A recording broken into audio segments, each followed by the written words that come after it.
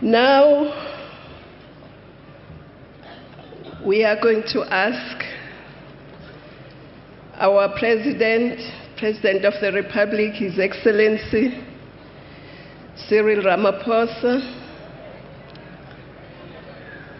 to come and do the eulogy and thank him for having allowed South Africans to honor Uncle Billy in the way you are doing. Thank you. Well done.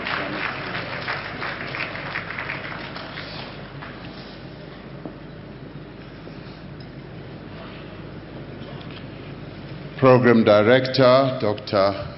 Nkosazana Dlamini Zuma and Dr. Ayanda Nzaluba, Sis Yolisa, and the Modise and the Bokwe family,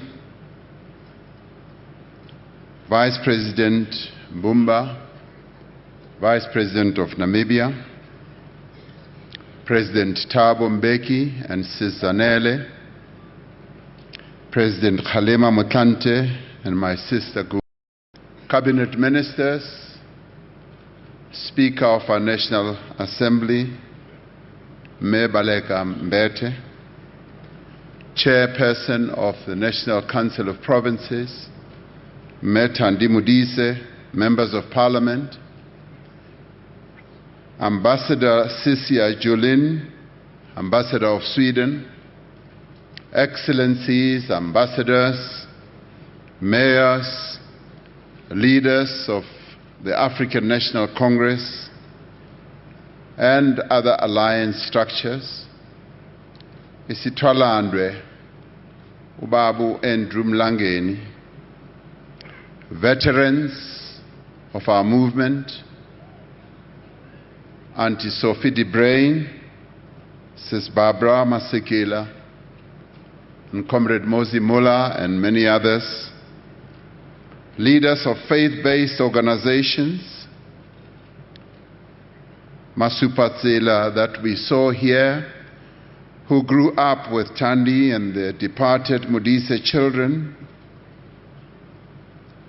our Namibian brothers and sisters who have taken trouble to travel all the way to South Africa, Chief of the South African National Defence Force, General Shoke, Chaplain General, other officers of the South African National Defence Force, friends and comrades and fellow South Africans. We have lost a great South African, a freedom fighter, and above all, many of us have also lost a dear brother and a dear friend. We gather here to bid a fond farewell to Ambassador Billy Modise, who I, like many others, came to fondly call Billy or Uncle Billy.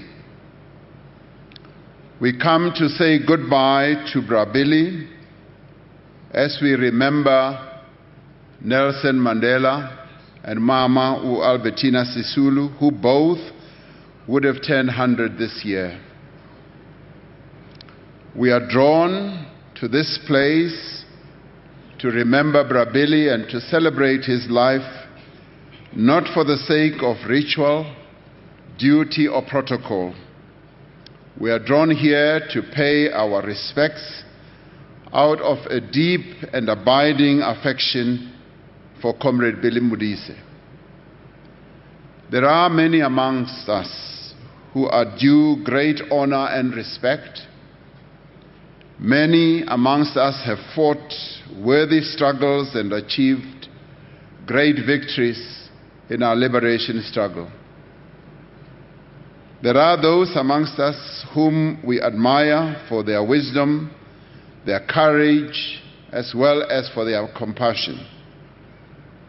But there are few who have so entirely earned our affection and deep respect as Ambassador Billy Modise esteemed member of the Order of Luthuli. There are few amongst us who so thoroughly represent the essence of what it means to be human. Many of us will remember him as one of nature's greatest gentlemen. He was kind and he was warm. This warmth and kindness was expressed towards everyone, no matter their background. We are drawn to this place as we were drawn to Uncle Billy because he was an easily approachable human being with such a cheerful and invigorating presence. We've heard about the type of person he was, his warmth, his gentle manner, his humor, and his humility drew us towards him. Yet his humility and humor had a purpose beyond what we could comprehend. His intellect and his energy and his enthusiasm are what made him who he was. He was bright, he was logical and systematic in his thinking. He was always willing to share his ideas and his thoughts about a whole number of things, as we have heard how he taught a number of people. Many of us found him to be a splendid person with a big heart. Some of us in the then leadership of the trade union movement saw this big heart when he guided us as trade unionists in our dealings with the Swedish trade union movement. He helped us to navigate the dynamics of the politics of our movement and the enthusiastic support of the Nordic countries in our struggle, but more especially Sweden. We saw in him the qualities that we seek to see in ourselves, and we found in him the human being that each one of us so dearly want to become. He taught us that no life could be complete if it was not lived in the service of others. From his earliest experiences of the indignity and injustice of racial discrimination, Billy was driven throughout his whole life by a profound concern for the plight of the oppressed, the vulnerable, the poor, and the exploited people of our country. He was drawn to the revolutionary politics of the Congress movement because this movement sought a fundamentally different order of social and economic relations. This movement sought a society freed from the iniquity of apartheid dispossession and subjugation, in which every person could realize their potential. Measured in his delivery, clear in his articulation, and passionate in his conviction, Billy Modise carried the message of our liberation struggle throughout the world, but more especially when he was our representative in Sweden. It was a message that found resonance even among people who were far removed in both time and space from the troubles and the struggles of the people of South Africa. It was a message of human solidarity which defied borders and traversed oceans. It united the peoples of the world in declaring apartheid to be a crime against humanity and reinforced their resolve to struggle alongside the people of South Africa until they had won their freedom. More than a diplomat, Billy Modise was an internationalist. He inscribed his name in our movement's foreign policy positions He had firm principles. He expounded them clearly. He acted upon them decisively. He taught us that human solidarity is universal. It mattered not where injustice and suffering were to be found. It was equally and always a concern to him.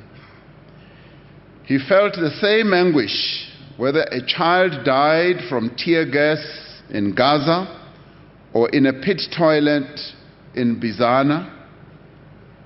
His principles compelled him and us to prevent such tragedies. His spirit of solidarity required that we do not accept the suffering of the Sahrawi people in refugee camps any more than we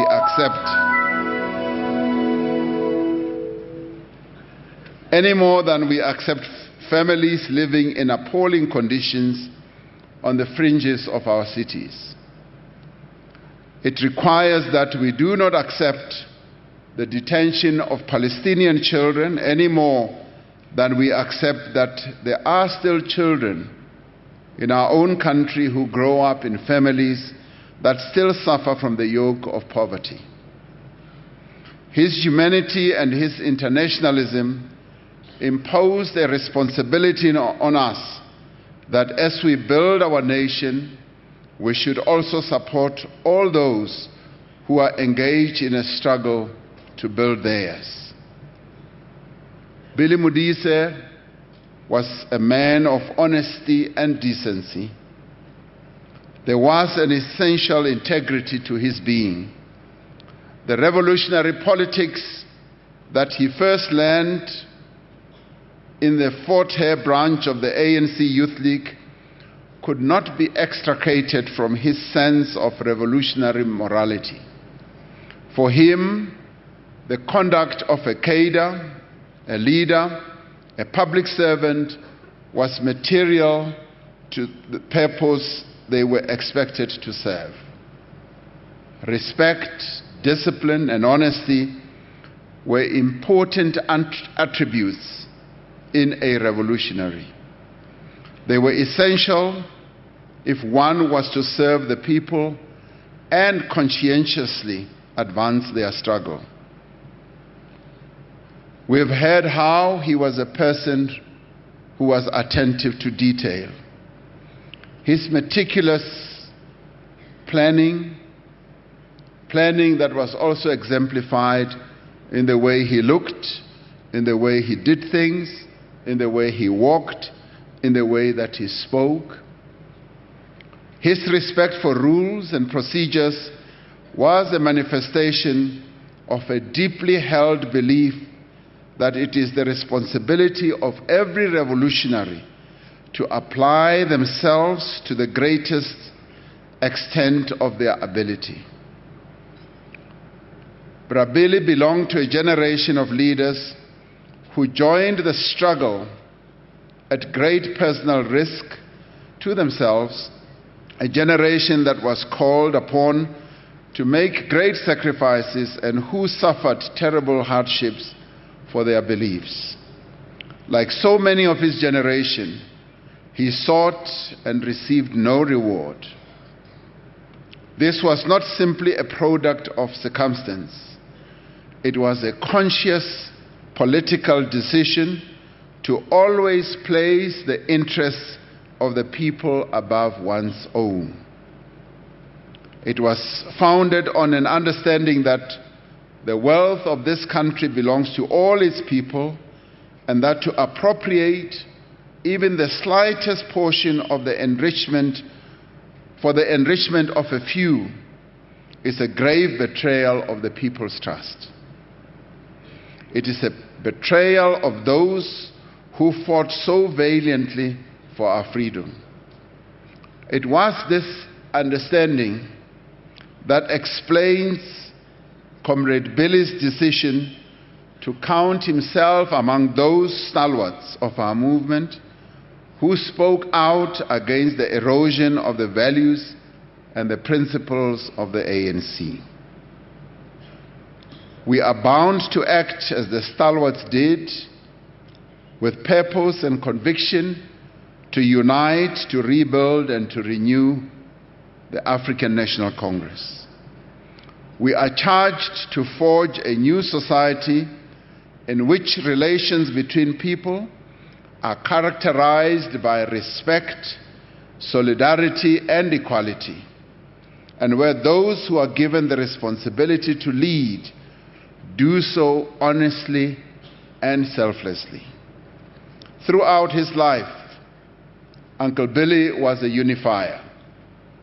The desire for unity was an essential part of his nature as much as it was a product of his political consciousness.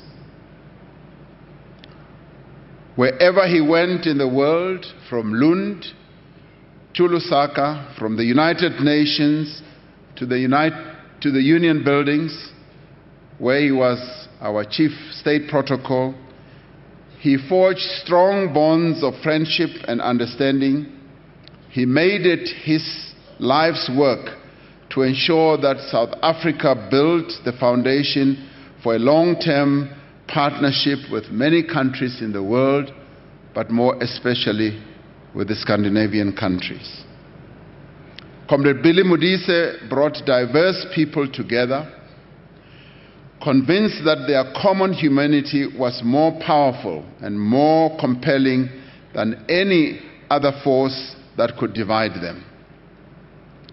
Through engagement, through persuasion, and no small degree of the charm that we heard so much about today, he rallied desperate people behind a common cause. He understood that no progress could be made without the unity of the oppressed, and that no advances could be sustained without the unity of the people of our country. He was firmly convinced that non-racialism was the only viable, morally defensible response to the divisive and destructive policies of apartheid.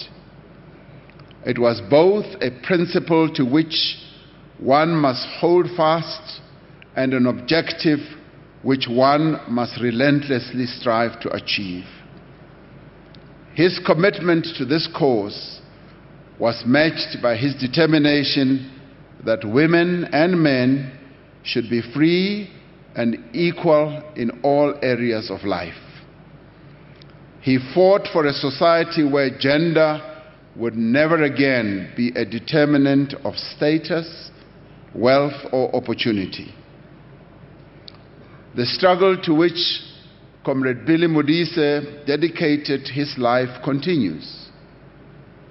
It is a struggle against hunger and homelessness, against violence and abuse, against severe inequality and chronic unemployment.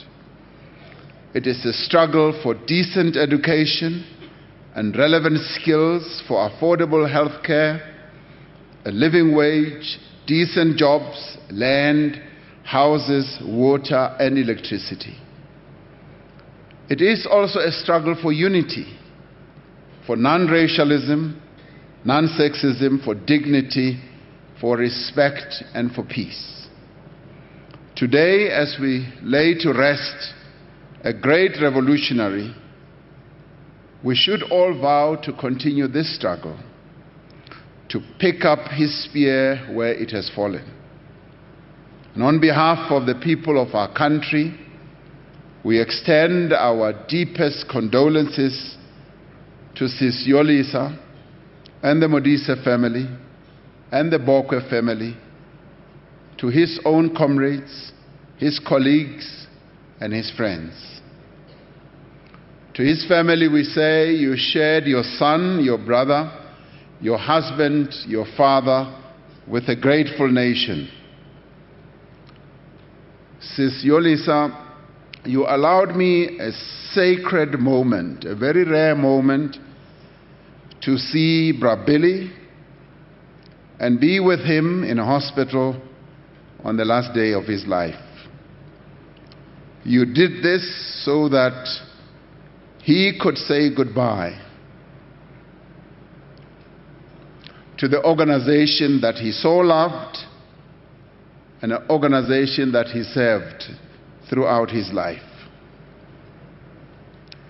As I saw him lying there, peaceful in his hospital bed, I wished, if only it were possible, to bottle his recipe for life, as well as his recipe for the dedication that he showed to his ANC and the people of our country.